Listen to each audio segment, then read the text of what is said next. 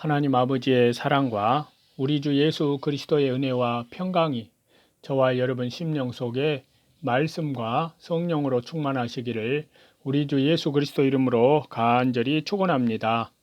오늘은요, 구약성경 에스겔서 27장을 본문으로요, 두로에 대한 애가와 다시 재림하시는 주 예수 그리스도라는 제목으로 하나님의 말씀을 우리가 받도록 하겠습니다.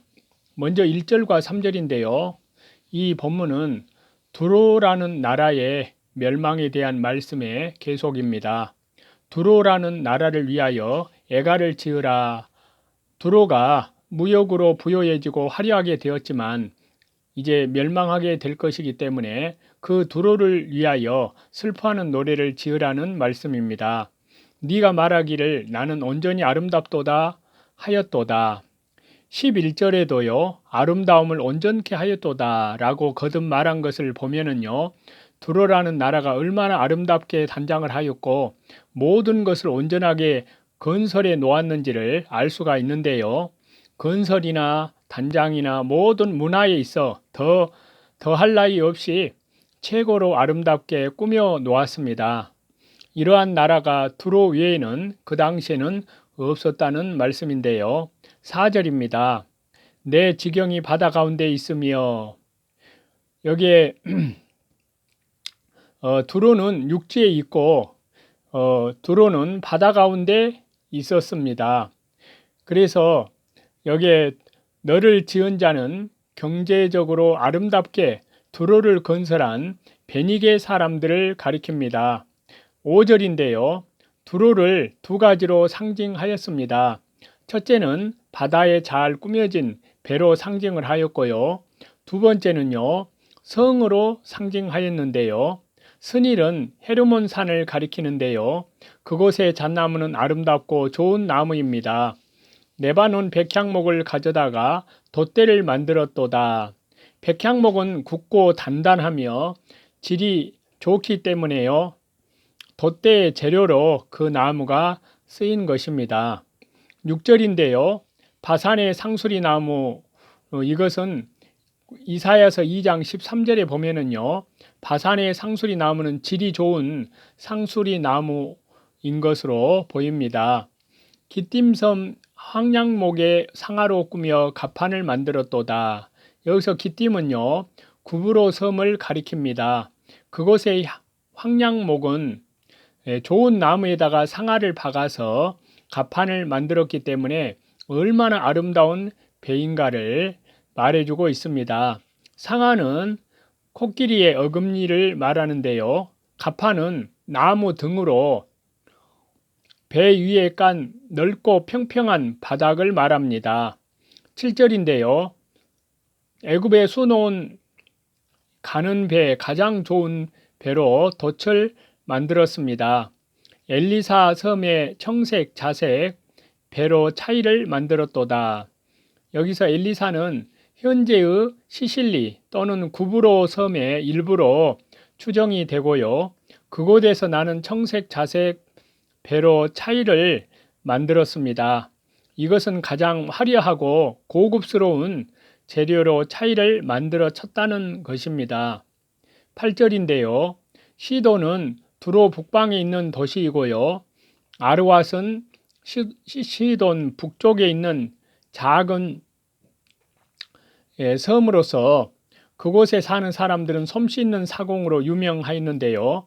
이와 같이 솜씨 있는 자들이 두로를 위해서 봉사해 준다는 것입니다.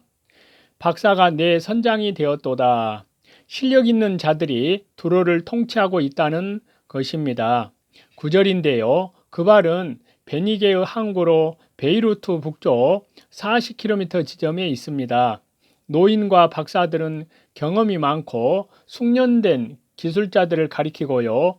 배의 틈을 막는 자가 되었다는 것은요. 배의 틈으로 물이 틈으로 들어오지 못하도록 하는 것처럼 노인과 박사들이 국정을 잘 살피고 외적을 잘 방비한다는 것입니다. 바다의 모든 배와 그 사공들은 내 가운데서 무역하였도다. 많은 나라들이 두로라는 나라와 무역하였다는 것입니다. 10절인데요. 두로가 상업적으로 발달하여 부요한 반면에 군사력은 약하여 페르시아와 룻과 붓, 이러한 외국인을 군사로 채용하고 그들에게 방패와 창을 맡겨서 두로의 영광이 되게 만들었습니다. 페르시아는 또 룻은 소아시아의 리디아를 가리키고요. 붓은 리비아 동쪽의 구레네 지방 그곳을 가리킵니다. 11절인데요. 두로를 성으로 상징하였습니다. 두로가 성을 견고하게 만들고 망대를 짓고 방패를 달고 아름답게 꾸미고 아르와 사람을 청하여 성을 잘 지키게 하였는데요. 아르왓은 시돈 북쪽 지방의 한 작은 섬입니다. 12절에서 13절입니다. 시스가 보하, 즉 은, 철, 납 등을 가지고 와서 두로와 무역하였습니다. 야완은 헬라를 가리키는데요. 이들은 사람을 노예로 파는 인신매매를 하였고요. 두발과 메색은 오늘날의 흑해와 카스피해 사이에 사는 사nak 민족을 가리키는데요. 이들은 주로 노새를 가지고 두로와 무역하였습니다. 14절에서 15절인데요. 도갈마 족속은 아르메니아 민족을 가리키는데요. 그들은 말과 전마와 노새를 가지고 두로와 무역했습니다. 전마는 큰 전투용 말을 가리키는 말입니다. 드단 사람은 구스 계통의 무역 중개인을 가리키는데요. 이들은 상아와 오목을 가지고 무역하였습니다. 오목은 검은 박달나무를 가리킵니다. 16절에서 17절인데요. 아람은 남보석, 자색배, 수놓은 것, 가는 배, 산호, 홍보석을 가지고 무역을 하였습니다. 아람은 특히 보석으로 유명합니다. 이스라엘은 유향과 암몬 지방에서 나는 밀과 가자와 팔레스타인에서 나는 유명한 꿀과 기름을 가지고 두로와 무역하였습니다. 18절인데요. 다메섹은 헬본 포도주와 흰 양털을 가지고 두로와 무역하였습니다. 헬본은 아람의 성읍으로요. 다메섹에서 북으로 21km 지점에 있습니다. 19절인데요. 워다는 아라비아의 한 지방이고요. 야완은 야벳의 자손이 사는 헬라 땅이라기보다 아라비아의 헬라인 주거 지역을 가리키는 것으로 보입니다. 이들은 길쌈하는 실과 백철과 육개와 창포를 가지고 두로와 무역하였습니다. 백철은 함석을 가리키고요. 육개는 개수나무의 두꺼운 껍질을 가리킵니다. 육개와 창포는 약재 또는 향을 내는데 사용이 되었습니다. 20절인데요. 드단은 아라비아의 한 지역을 가리키고요. 이들은 탈 때 까는 담으로 두로와 무역하였습니다. 탈 때 까는 담은 짐승을 탈 때 까는 천을 가리키는 말입니다. 21절인데요. 아라비아는 아라비아 사막지대 유목민을 가리키고요. 게달은 이스마엘의 후손으로 북부 아라비아와 바벨론 사이에 사막에서 거주하는 유목민을 가리키는 말입니다. 이들은 어린 양과 쇠양과 염소들을 가지고 두로와 무역하였습니다. 22절인데요. 스바와 라마의 장사들은 각종 상등, 향재료와 각종 보석과 황금을 가지고 무역하였습니다. 이들은 아라바 남동쪽 페르시아만에 거주하는 구스인을 가리킵니다. 23절에서 24절인데요.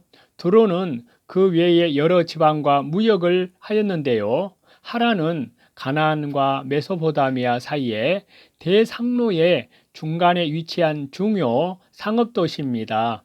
아브라함의 고향이기도 합니다. 간네는 티그리스강 유역에 있는 아수르의 도시로 상업도시입니다. 에덴은 메소포타미아의 도시로 유브라데강 유역의 삼각지에 위치한 도시입니다. 스바는 페르시아만에 가까이 있는 도시인데요. 아수르는 아수르 나라의 전역이 아니라 유브라데 강가에 있는 상업의 중심지인 수라 지방을 가리키는 말입니다. 길맛은 유브라데 강 유역에 위치한 메소포타미아의 상업 도시를 가리키는데요. 이들은 청색옷, 수놓은 물품, 빛난 옷을 백향목 상자에 담고 노끈으로 묶어가지고 와서 두로와 무역하였습니다. 청색 옷은 망토나 아주 넓은 옷을 가리키고요. 아름다운 물화는 아름다운 의류를 가리키는 말입니다. 노끈으로 묶었다는 것은요, 무역을 질서 있게 잘 하였다는 것입니다. 25절인데요. 당시에 두로는 진기하고 사치스러운 물품이 거래되는 무역의 중심지이고요.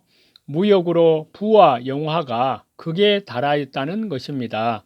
다시스는 당시에 세계적으로 유명한 배 소산지로서 또 배로 두로와 무역하였습니다. 26절인데요. 가장 좋은 물품으로 꾸미고 각종 귀한 재료로 노와 돛과 차일과 갑판 등을 만들고요. 또 제일 좋은 것으로 무역을 하면서 사는 두로의 결과가 기록되어 있습니다. 여기에서 두로를 배로 상징하였는데요. 두로가 배를 운행하는 사공들이 그 배를 운행해 나가다가 큰 물에 이르러 파선하는 것처럼 멸망한다는 것입니다. 큰 물에 이르렀다는 것은 두로의 경제적 부요가 극에 달하는 것을 가리키는 말입니다. 동풍이 바다 중심에서 너를 파도다. 여기서 동풍은요, 역사적으로는 바벨론 제국을 가리키고요. 두로가 바벨론에 의해서 폐망할 것을 가리키는 말씀입니다. 말세에 이 세상이 문화가 발달하고 부요해지고 각종 보석으로 꾸며 아름답게 단장할 것이지만요.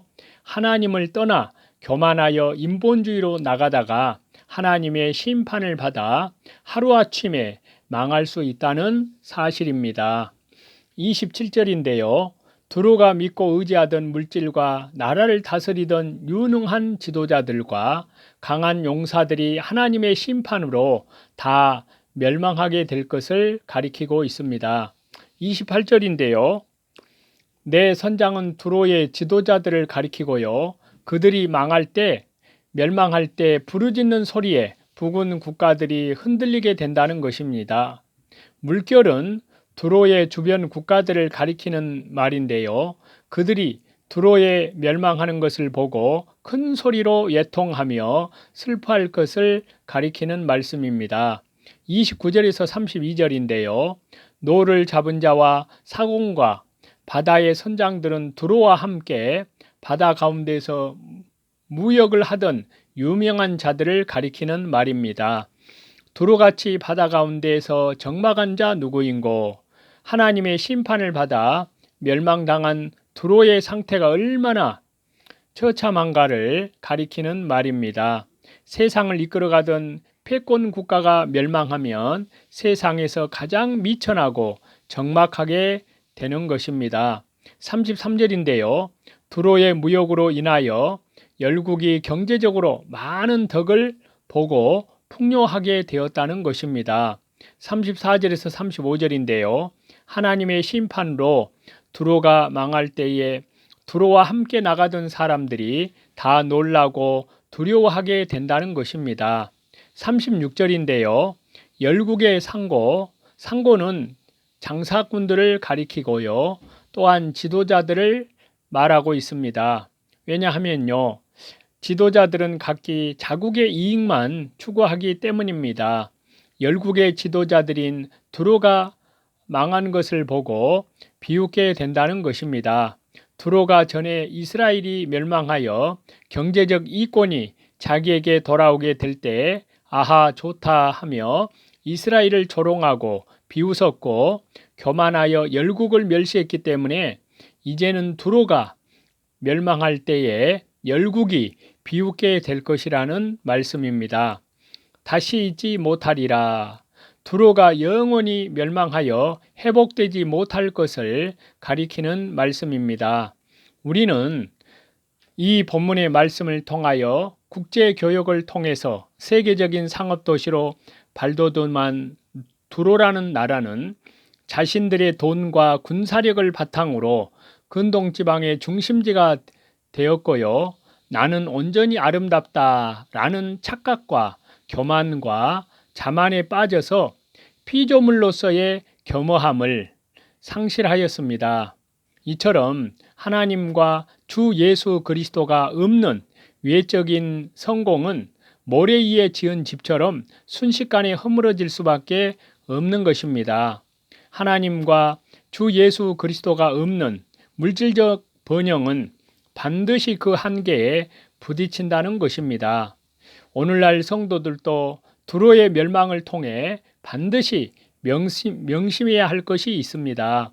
교회의 물질주의가 대단히 위험한 현상임을 깨달아서 하나님과 주 예수 그리스도를 물질적 번영보다 더욱 우선시하심으로 하나님 나라의 신실한 믿음의 백성으로 하나님만을, 주 예수 그리스도만을, 성령 하나님만을 기뻐하시는 저와 여러분이 다 되시기를 다시 재림하시는 우리 주 예수 그리스도 이름으로 간절히 축원합니다.